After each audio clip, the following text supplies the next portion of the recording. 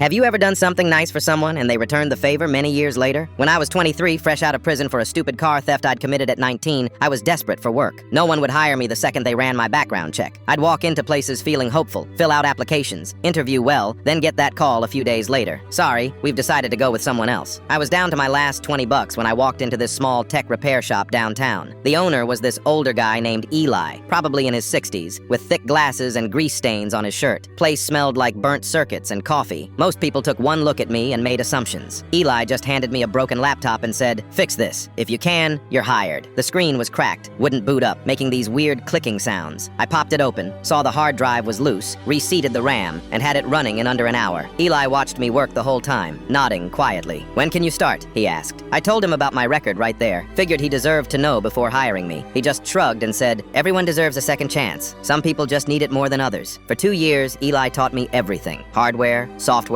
how to talk to customers, how to run a business. He paid me fair wages, never made me feel like a charity case, never brought up my past. When customers asked about the young guy fixing their computers, he'd say, "That's Nathan, best tech I've ever worked with." I saved every dollar I could. Eventually, I had enough to move to another city and start my own repair shop. I sent Eli postcards on his birthday, Christmas cards, but never saw him again after I left. 10 years later, I was running a chain of 5 shops across 3 cities. Business was good. I had 12 employees and was finally living the life I never thought I'd have. One Tuesday morning, I got an application from a guy named Jacob. Resume looked solid, had some technical experience, but during the interview he seemed nervous, kept stumbling over his words, fidgeting with his hands. I could tell something was off. As I reviewed his file afterward, I saw it. That little box checked at the bottom. Previously incarcerated, drug charges looked like, plus some time in rehab. My first instinct was to pass. I had a business to protect, employees to think about, but something about the guy bothered me. He looked familiar somehow. When I walked back into the interview room, I decided to take a chance. "You know anyone named Eli?" I asked. The guy blinked, surprised. "Yeah, he's my dad. How do you know him?" I felt my stomach drop. "Was," I said quietly. "You said was." Jacob's face crumpled a little. He passed away last year. Heart attack. I just sat there for a minute, processing. This kid, probably mid-20s, looked exactly like Eli had when he was younger. Same eyes, same hands, same way of looking at you like he was figuring out how something worked. "Your dad gave me a job when nobody else would," I told him. "Taught me everything I know about this business." Jacob nodded slowly. "He talked about you sometimes. Nathan, right? Said you were one of the good ones who just needed a break. I hired him on the spot. Didn't even check his references. 3 months later, Jacob was my best technician. Turns out he'd learned a lot from his dad before the addiction took over. He was grateful for the chance, worked harder than anyone, and never once made me regret the decision."